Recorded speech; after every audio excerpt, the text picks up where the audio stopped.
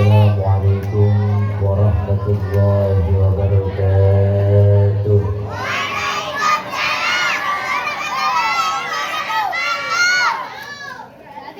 Alhamdulillah, alhamdulillahilladzi anzala as-sakinata fi qulubil mu'minin liyazdadu imanan ma'a imanihim. أشهد أن لا إله إلا الله وحده لا شريك له وأشهد أن سيدنا محمدا عبده ورسوله لا نبي بعده. اللهم صل وسلم وبارك على سيدنا ومولانا محمد وعلى آله وأصحابه أجمعين. أما بعد، فقال الله تعالى في القرآن الكريم: أعوذ بالله من الشيطان الرجيم، بسم الله الرحمن الرحيم. ومن يعظم حرمات الله فهو خير له عند ربه. الآية. وقال رسول الله صلى الله عليه وسلم: كفى بالموت وعظا، أو كما قال رسول الله صلى الله عليه وسلم. Al-mukarramun, al-mukarramat, al-muhtaramun, al-muhtaramat, para tuan-tuan guru, para asatidzah wal ustadzat yang sama-sama kita hormati, terkhusus orang tua kita sekaligus sahibul hajah, sahibul bait, Bapak Haji Soherman. Kita doakan mudah-mudahan beliau senantiasa diberikan sehat, panjang umur,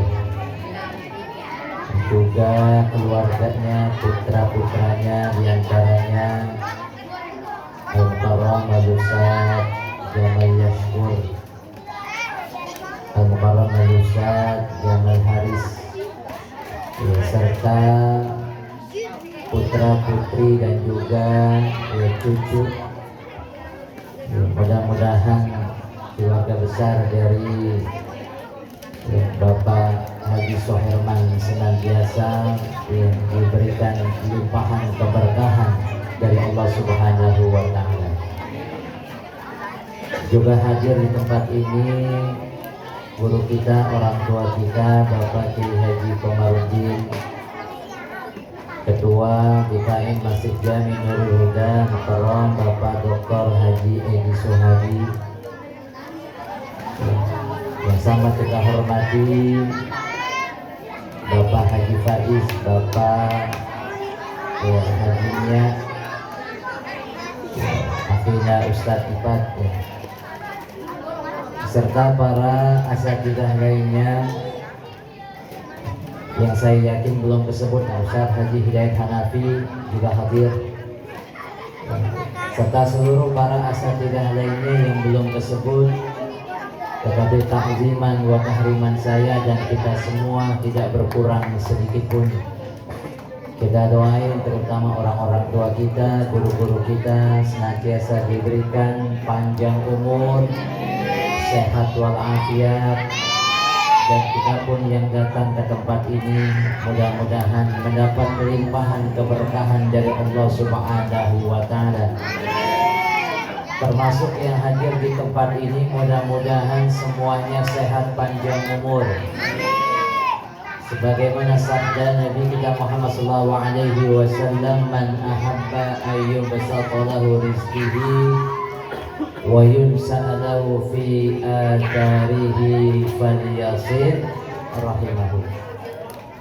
Siapa orang yang kepengen rezekinya dibanyakin,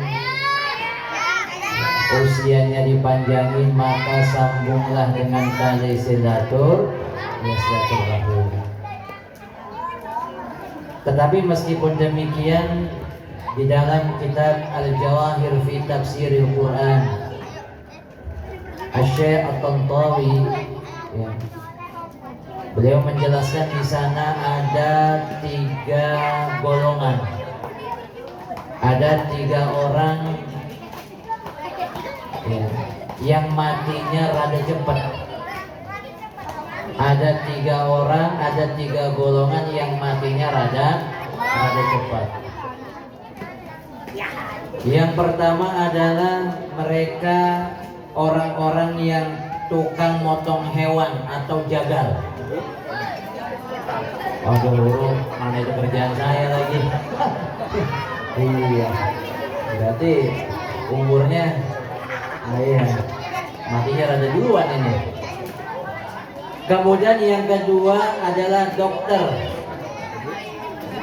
Kadang ada orang, kenapa cita-citanya pengen jadi dokter?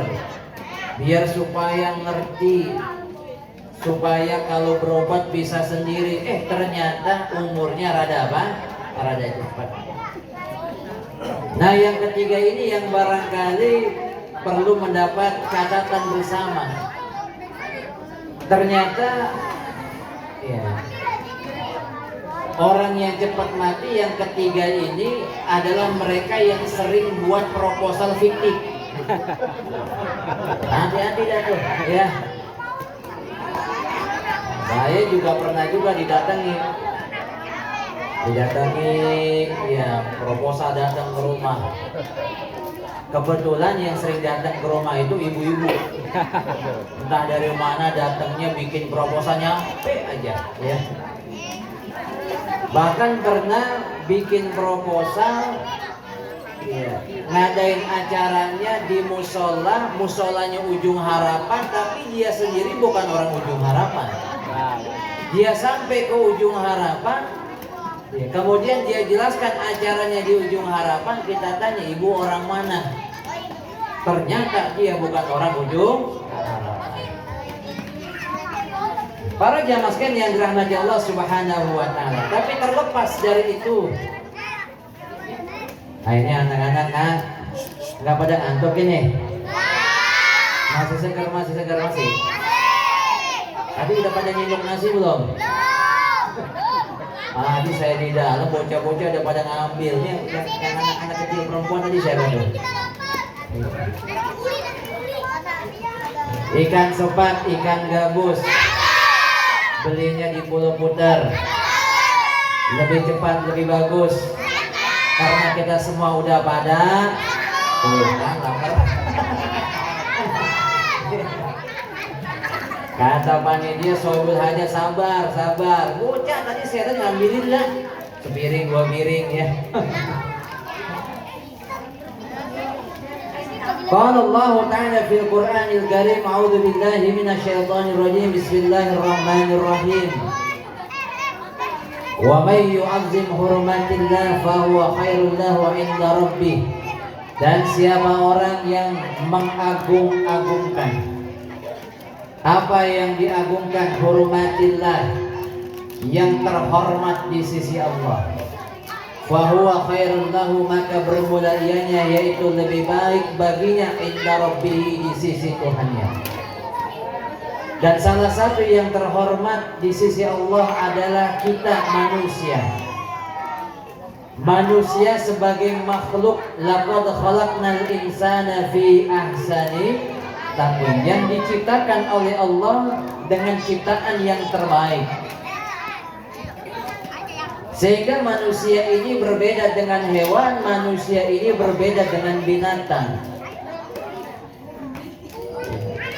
Hewan hanya dimanfaatkan ketika masih hidup. Ketika dia sudah mati ditinggal. Tapi berbeda manusia ketika hidupnya dihormati, dimuliakan.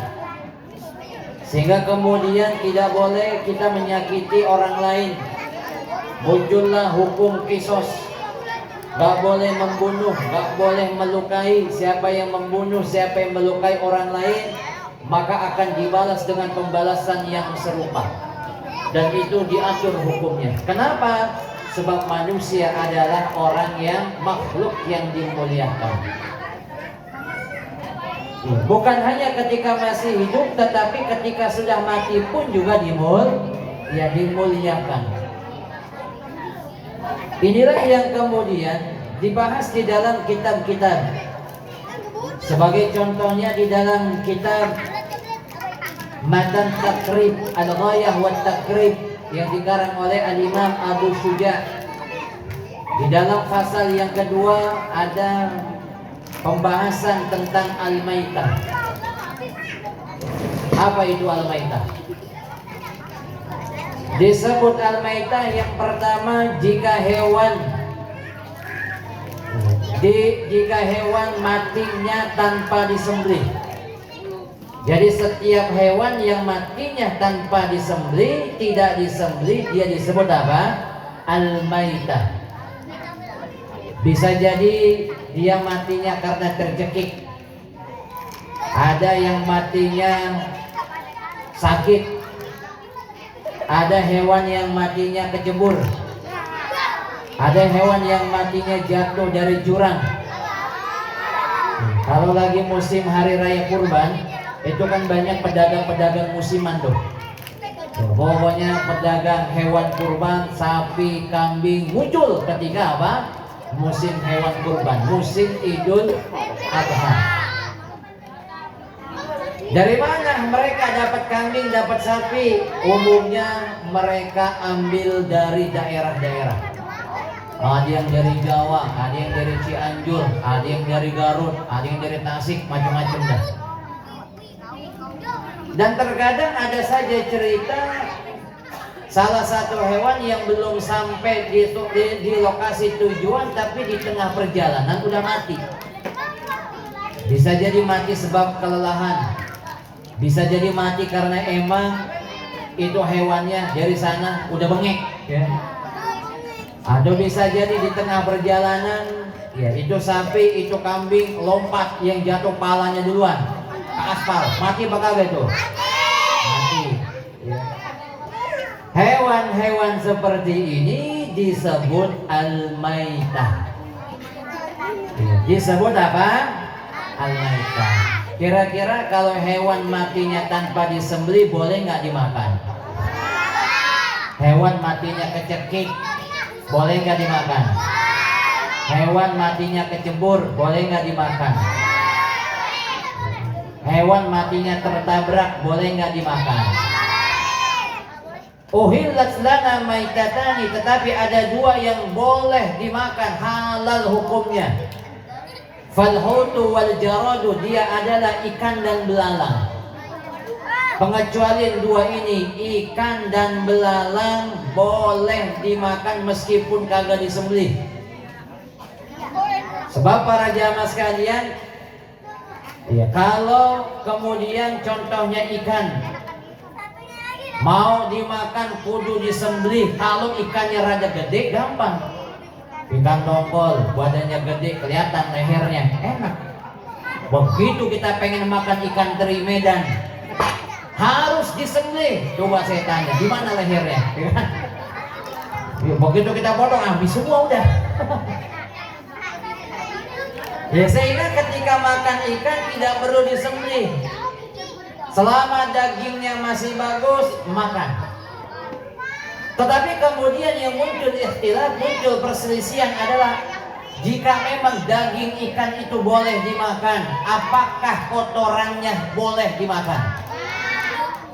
Kira-kira kotoran hewan boleh nggak dimakan? Kotoran ikan boleh nggak dimakan?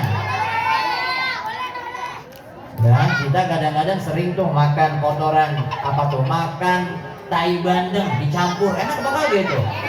Lah gurih, sedap, gue begitu. Ini memunculkan tiga pendapat. Yang pertama, hukum kotoran, baik itu hewan yang ada di darat maupun hewan yang ada di lautan, sekali kotoran tetap najis. Tetap apa?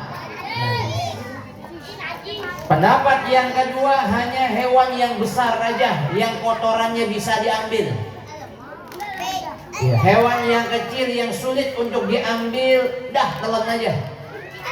Ya, ikan teri, ya ada tainya, makan aja udah. Lagi mana nyari tainya, gitu kan? Orang kecil begitu. Pendapat yang ketiga, semuanya halal. Ikan itu halal, dagingnya halal, palanya halal, sampai nya juga apa? Halal. Silakan kalau doyan telan semua. Kalau doyan, ya. Kemudian disebut al-maitah yang kedua adalah hewan yang disembelih. Kok disembelih disebut al-maitah? Dengan catatan disembelihnya tidak sesuai dengan syar'i. Ada yang cacat.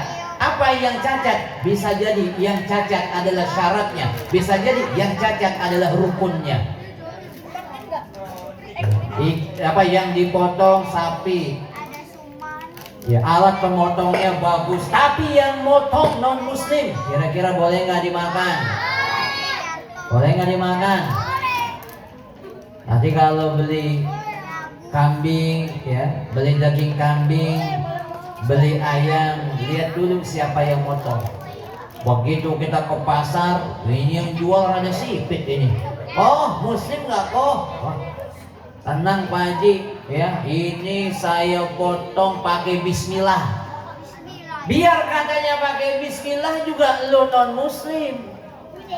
Biar katanya dibaca Yasin 3 kali bolak-balik tetap nggak sah. Kenapa? Yang motong non muslim.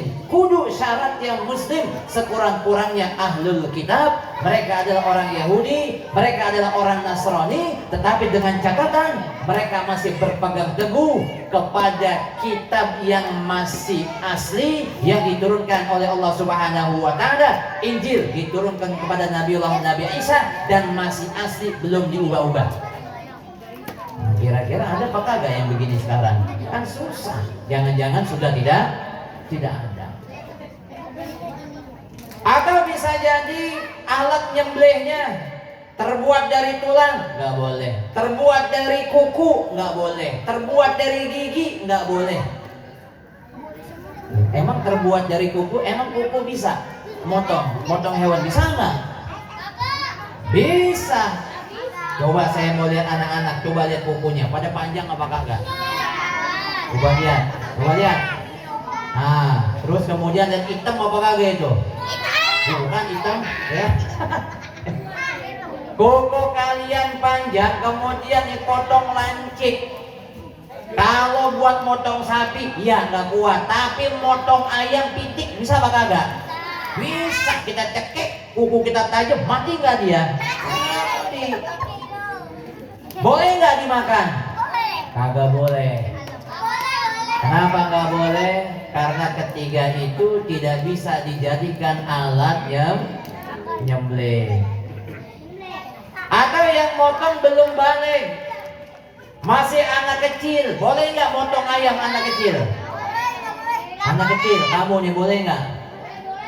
Boleh, dengan catatan kamu sudah mumayyiz. Tahu mumayyiz? Coba nih, saya mau tanya sekarang adik-adik semua. Siapa di antara kalian yang pakai sepatu sering terbalik, kanan dipakai kiri, kiri dipakai kanan? Coba mana orangnya? Ada? Hah? Ini. Nah. Coba saya tanya siapa yang sekarang ini pakai celana tapi nggak pakai celana dalam? Coba.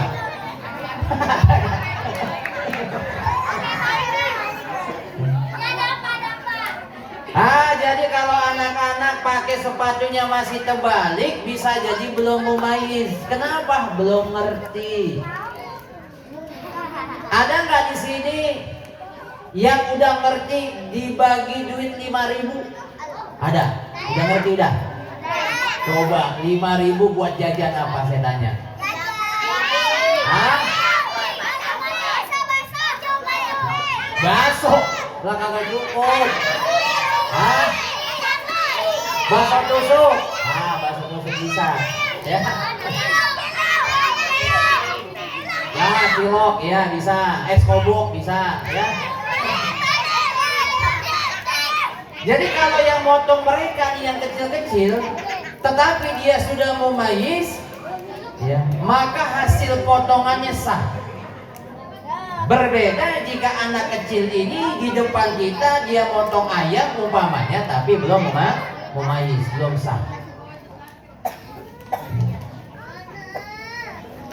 Sekarang saya mau tanya Bu, ya, Ibu kalau motong ayam berani nggak? Pertanyaan saya, kalau Ibu motong ayam hasil potongannya boleh nggak dimakan? Saya tanya ibu-ibu, motong kambing boleh nggak hasil potongan ibu-ibu dimakan? Motong sapi boleh nggak potongan dari ibu-ibu dimakan? Maka jawabannya boleh. Orang yang motong itu tidak hanya laki-laki.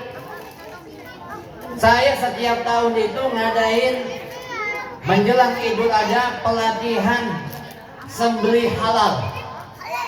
Saya bikin flyer, saya bikin pamflet, saya sebar. Dan di situ saya bikin catatan terbuka untuk umum. Laki-laki, perempuan silakan merapat. Yang laki-laki sudah pasti, yang perempuan juga boleh. Tapi guru, itu pas lagi musim hari raya kurban kagak ada perempuan yang nyembelih sapi karena masih banyak yang laki-laki. Jika di kampung ini Cikarang Utara bencong semua, kagak ada yang laki-laki, sekalipun laki-laki beti semua. Maka yang perempuan ambil alih posisi motong hewan kurban. Boleh nggak? Boleh.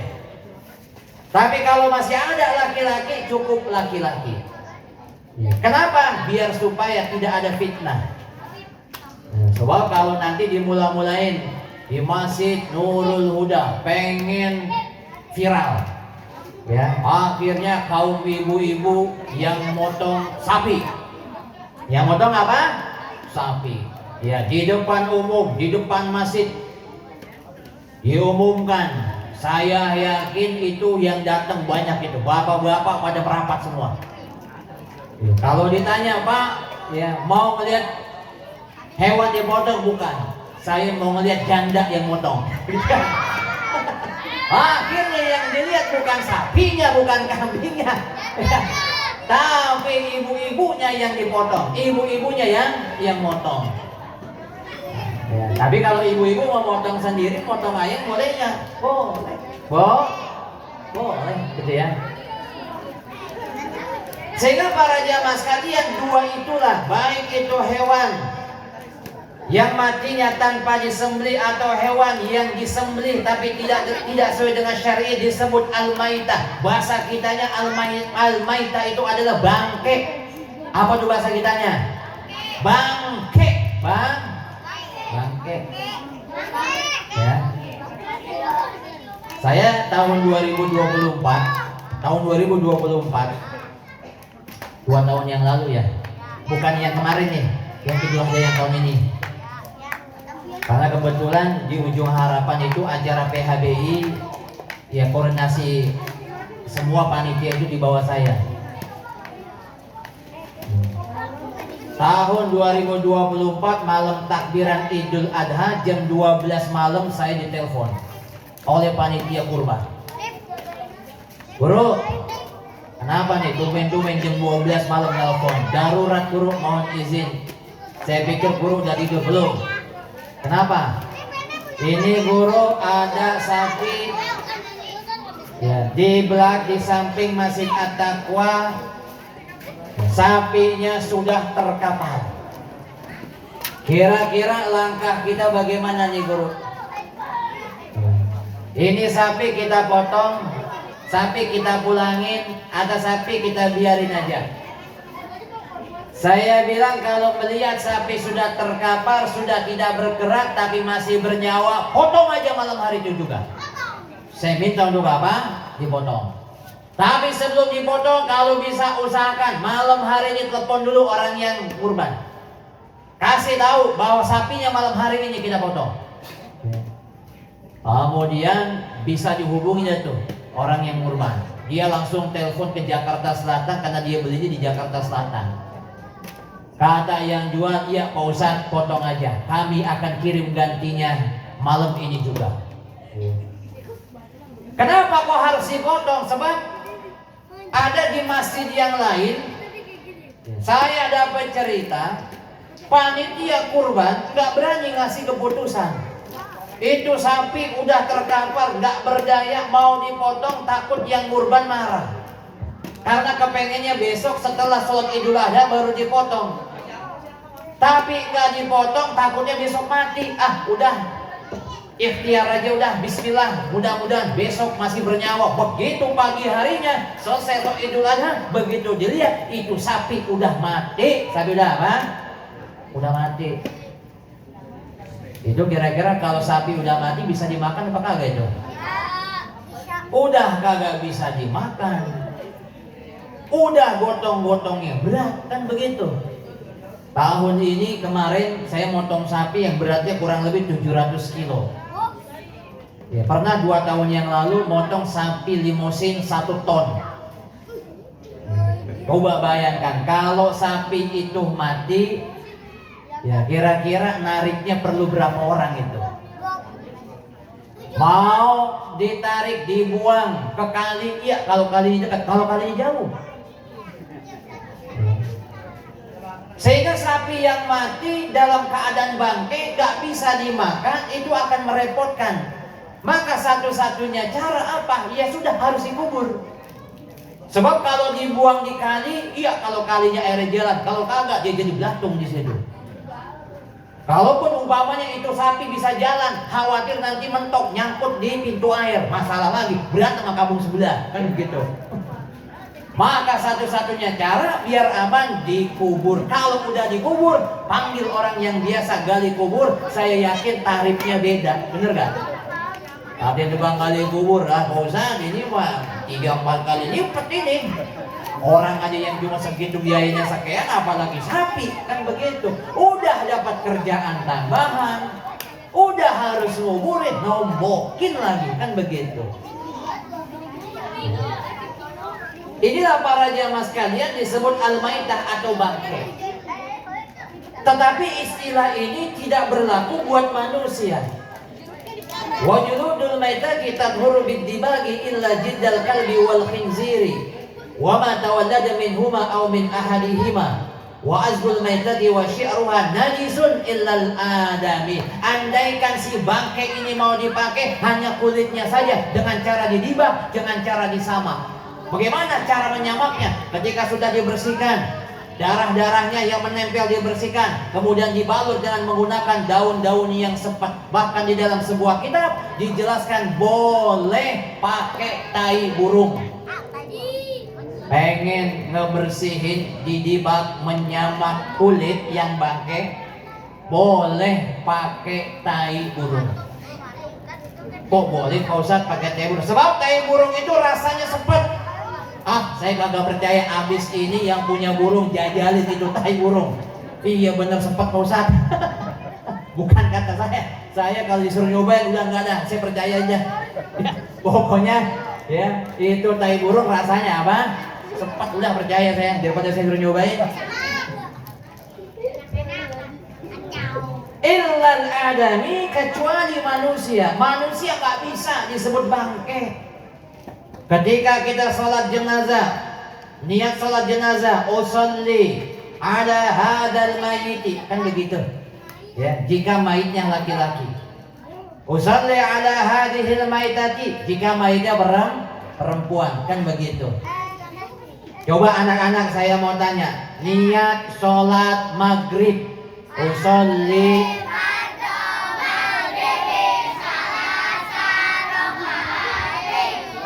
takbirul kiblati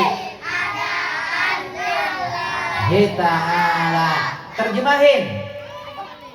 Aku sholat fardu maghrib 3 rakaat menghadap kiblat adaan lillahi ta'ala, karena Allah ta'ala. Kan begitu tuh kita ngajarin anak-anak, kan begitu. Dulu ketika saya masih kecil begitu, ketika sebelum takbiratul ihram, talafuz usolli fardhu maghribi 3 rakaat mustaqbil kiblati adaan.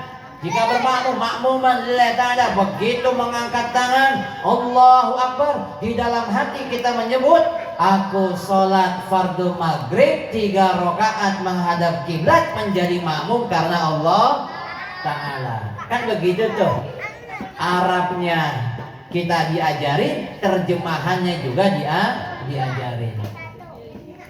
Ketika kita melihat kamus al-maitah artinya bangkai. Tapi begitu kita sholat jenazah, usolli ala hadal mayyiti, usolli ala hadhil maitati, jangan diterjemahkan dengan bangkai. Aku sholat atas bangkai ini. Waduh, manusia disebut apa? Bangkai, kan kagak pantas tuh. Ya. Jadi gimana Pak Ustaz terjemahnya? Cukup aku sholat atas ini mayit, ya, karena manusia berbeda dengan hewan. Matinya manusia dalam keadaan apapun tetap terhormat, apalagi matinya dalam keadaan yang mulia, kan begitu. Sehingga para jamaah sekalian yang dirahmati Allah Subhanahu wa Ta'ala, begitu manusia dihormati, begitu dia sudah wafat, perlakukanlah dia dengan sesegera mungkin. Jangan kau buat lama itu jenazah.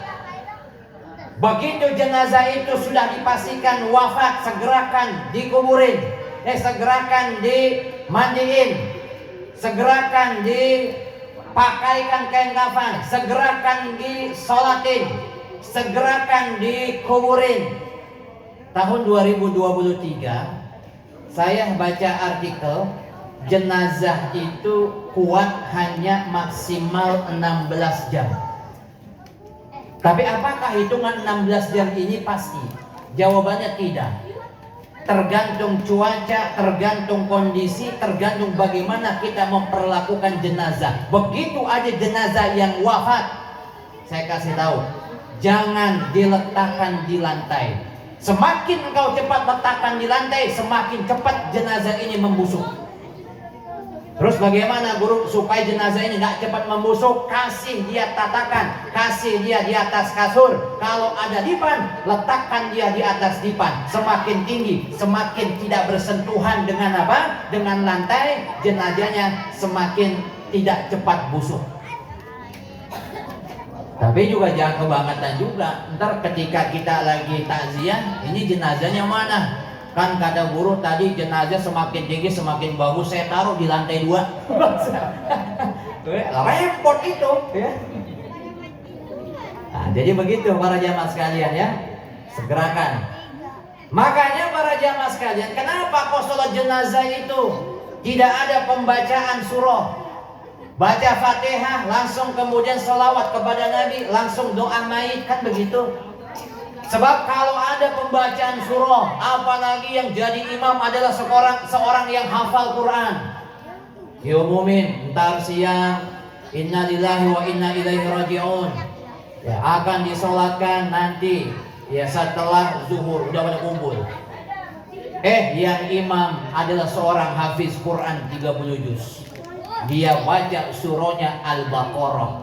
Habis sholat zuhur, lanjut sholat jenazah, alhamdulillah selesainya langsung nyambung asar.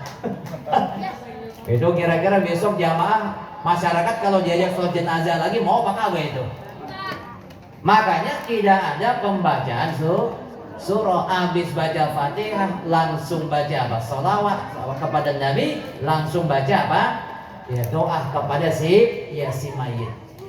Sebab kenapa para jamaah sekalian? Sebab begitulah para ulama, guru-guru kita, Nabi mencontohkan, mengajarkan bahwa begitulah cara kita memuliakan orang-orang yang sudah apa? Sudah wafat. Termasuk malam hari ini kita kumpul di tempat ini, dihaulkan haul, lupa saya. Haul. Hah? Haul siapa ini? Lupa saya. Haul Kenain. Ya, haul yang keberapa? Udah ya, pokoknya banyak saya. Ya pokoknya banyak dah gitu ya. Wa qadara rabbuka alla ta'budu illa iyyah wa bil walidaini ihsana. Berbuat bakti atau berbakti kepada kedua orang tua tak hanya ketika mereka masih hidup, tapi mereka sudah wafat pun juga tetap harus kita berbakti. Dengan cara apa? Salah satunya kirimin mereka doa-doa, banyakin sedekah buat mereka. Termasuk malam hari ini, mudah-mudahan doa-doa yang kita baca, zikir tahlil yang kita baca, ya, doa-doa yang kita panjatkan, mudah-mudahan disampaikan kepada almarhumin wal marhumat, terkhusus kepada yang kita haulkan Kiai Naim, ya, dan juga seluruh arwah almarhum lainnya. Mudah-mudahan mereka semua Allah jadikan kuburnya raudhah min riyadil jannah, dan kita yang masih hidup, kita pun juga berdoa mudah-mudahan kita semua diwafatkan dalam keadaan husnul khatimah, amin ya rabbal alamin. Ini saja yang dapat saya sampaikan. Hadanallahu wa iyyakum ajmain wal afu minkum, wassalamu alaikum warahmatullahi wabarakatuh.